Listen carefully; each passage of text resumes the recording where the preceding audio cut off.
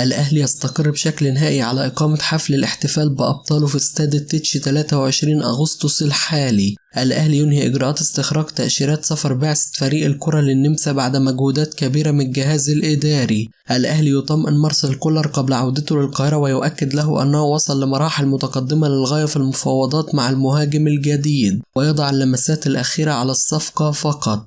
الأهلي يدرس التحرك دوليا وشكوى بيراميدز في الاتحاد الدولي لكرة القدم بسبب إقحام المحاكم القضائية في أمور داخل ملاعب كرة القدم.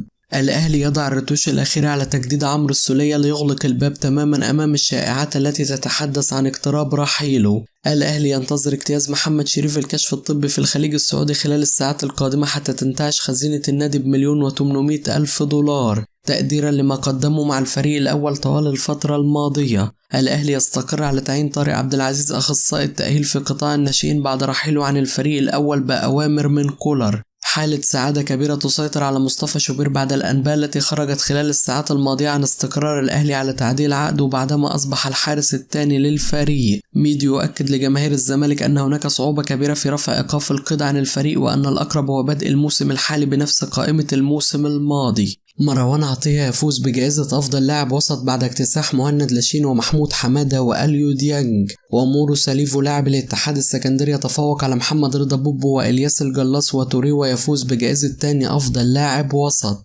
خالد بيبو يطالب لاعبي الأهلي الأجانب بضرورة الحضور للقاهرة خلال 48 ساعة القادمة أو بحد أقصى 20 أغسطس الحالي للإطمئنان عليهم طبيا وحضور الحفل قبل بدء الاستعدادات للموسم المقبل. بيرسيتاو يؤكد للمقربين أنه لا ينوي الرحيل عن الأهلي الفترة الحالية ولديه نية لتمديد عقده لكتابة تاريخ جديد مع الأهلي. خالد بيبو مدير الكرة الجديد بالأهلي يخطط لعقد جلسة خاصة مع محمد عبد المنعم بعد عودة الفريق للتدريبات لتحذيره من تكرار ما كان يفعله في الموسم الماضي ومنحه بعض النصائح حتى لا يوقع نفسه في مشاكل ويفقد الفريق جهوده في مباريات مهمة. طبيب الأهلي الجديد يتواصل مع كولر ويؤكد للمدرب السويسري أن جميع المصابين في الفريق سيكونوا متاحين في معسكر الإعداد للموسم الجديد باستثناء كريم فؤاد وخالد عبد الفتاح فقط، والذين يحتاجون لبعض الوقت للتعافي. غضب كبير يسيطر على جماهير الزمالك بعد اختيار مجلس إدارة النادي أحمد مرتضى منصور للقيام بأعمال رئيس النادي بعد عزل والده، والبعض يؤكد أن أعضاء مجلس الإدارة الحالية يعملون بنظام سمعا وطاعة لمرتضى.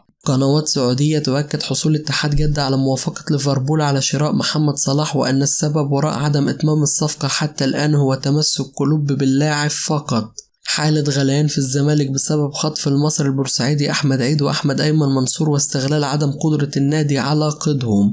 أحمد الشيخ لاعب الأهلي السابق يقترب من الانتقال للمقاولون العرب في الميركاتو الصيفي. محمد رضا بوبو بعد انضمامه لبيراميدز. امتلكت أكثر من عرض لكني فضلت بيراميدز لعدة أسباب. أولها لأنه فريق جيد يملك العديد من النجوم كما أنه يمتلك الدوافع لتحقيق الإنجازات بخلاف أن لديه كل المقومات لحصد البطولات. ميدو رحيل محمد شريف عن الأهلي في التوقيت الحالي صحيح بنسبة 100%. عقده لا يزال ممتد لنهاية الموسم الحالي لكنه بعدها سيكون لاعب حر وسيرحل مجانا. الأهلي استفاد بالأموال وعرض الخليج وما فعله الأهلي كان قرار صحيح ومحمد شريف لاعب جيد ومهم ومن اللاعبين المهمين في القلعة الحمراء، لكن الأهلي قادر على تعويض اللاعب وممكن صلاح محسن يقوم بنفس دوره، لكن لا يوجد في قوانين الاتحاد الدولي بند ينص على أن محمد شريف لو عاد للدوري المصري يعود على نادي معين. ومن المؤكد أن روي فيتوريا مدرب منتخب مصر الأول سيكون سعيد باحتراف اللاعب في الدوري السعودي لأن احتراف شريف سيساهم بشكل كبير في تألقه وزيادة خبراته، وهذا الأمر سوف يسعد محمد شريف كذلك. محمد أشرف ناشئ الأهلي الذي خرج مؤخرا للإعارة، كولر حديثه معي كان إيجابي دائما ويتحدث معي بشكل جيد جدا ويرى أنني مستقبل النادي ويرى خروجي للإعارة فرصة من أجل اللعب أكثر لكي أكون جاهز وأقوى فنيا وبدنيا. كان لدي عروض كثيرة بخلاف عرض نادي الزد وأعارتي ستكون لموسم واحد ومن الممكن التجديد لموسم آخر لكن بشرط موافقة جميع الأطراف. مثلي الأعلى محليا هو علي معلول وهو قدوة بالنسبة لي وأقول ذلك منذ تواجدي في الناشئين وقبل صعودي للفريق الأول. ومثلي الأعلى عالميا روبرتوس لاعب ليفربول وألفونسو ديفيز لاعب بايرن ميونخ